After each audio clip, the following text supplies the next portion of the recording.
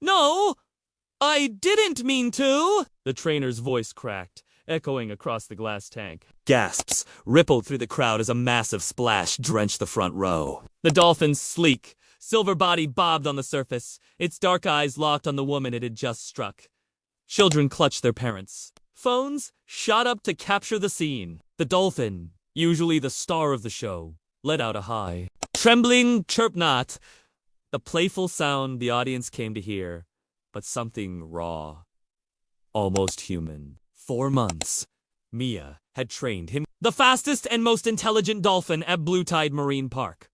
They shared laughs, inside jokes only the two of them understood. And late-night training sessions, when the moonlight turned the pool into a silver mirror, he was her pride, her partner, her friend. But today, something was wrong. The show had been running smoothly, Cairo, leaping through hoops, balancing balls, even splashing the audience on cue. Then, during the final act, as Mia reached out her hand for him to jump into, Cairo bursts upward, his powerful snout slamming into her chest. The sound was like a muffled thud, followed by Mia stumbling backward, clutching her ribs. The crowd laughed at first, thinking it was part of the show. But when Mia didn't get up right away, the laughter died. Cairo froze in the water, his head tilted, fins twitching, as if he instantly regretted it. He swam in slow circles, letting out small, broken squeaks. His gaze never left her.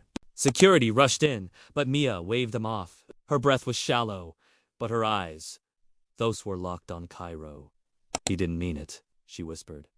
He's scared. The park announcer's voice crackled overhead, trying to calm the crowd. Folks, just a minor accident. Please remain in your seats. But nobody moved. They couldn't take their eyes off the strange sea animal that seemed to be apologizing. Backstory. Mia wasn't just any trainer. 3 years ago, she had found Cairo washed up on the shore, tangled in a fishing net, his dorsal fin torn and bleeding. Most would have called rescue services and walked away. But Mia stayed with him for hours, kneeling in the sand, speaking softly until help arrived. She visited him every day during his rehabilitation, bringing him fish, teaching him tricks, earning his trust one gentle moment at a time. By the time he recovered, Cairo refused to perform for anyone but her. Their bond was unshakable, at least. That's what she thought. Back to the present. Mia slowly stood, ignoring the ache in her chest. She walked to the pool's edge, holding her hand out again. The audience held its breath.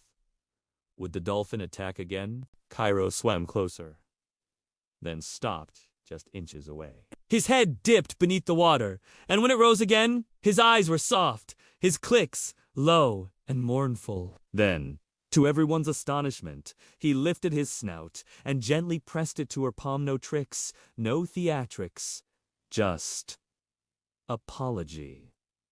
Some spectators gasped. Others wiped their eyes. A child in the front whispered. He sang, "Sorry." Mia knelt, whispering something only Cairo could hear. Then she stepped back, and, without any signal, Cairo leapt not in his usual flashy arc, but in a slow, graceful rise that ended in a splash so soft it barely rippled the water. He swam to the center of the pool and rolled onto his back, exposing his belly, an ultimate gesture of trust.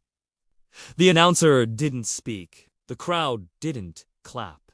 They just watched in awe as Mia waded into the water, knee-deep, resting her hands on his side. In that moment, it wasn't trainer and performer. It was two beings, bound by trust, navigating a mistake.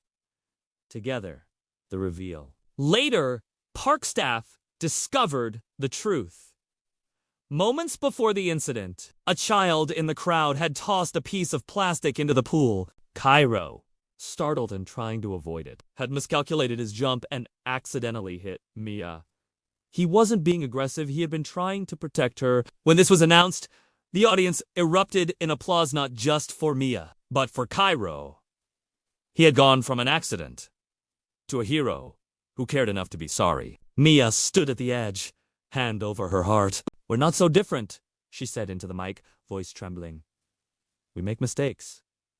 We hurt the ones we love. But the courage to admit it, That's what makes us better. The entire stadium stood, clapping and cheering. Cairo chirped loudly, splashing the water as if joining in. Moral? Sometimes the truest strength is in the gentlest apology. If this story touched you, subscribe to the channel, hit that like button, and drop a karma in the comments below.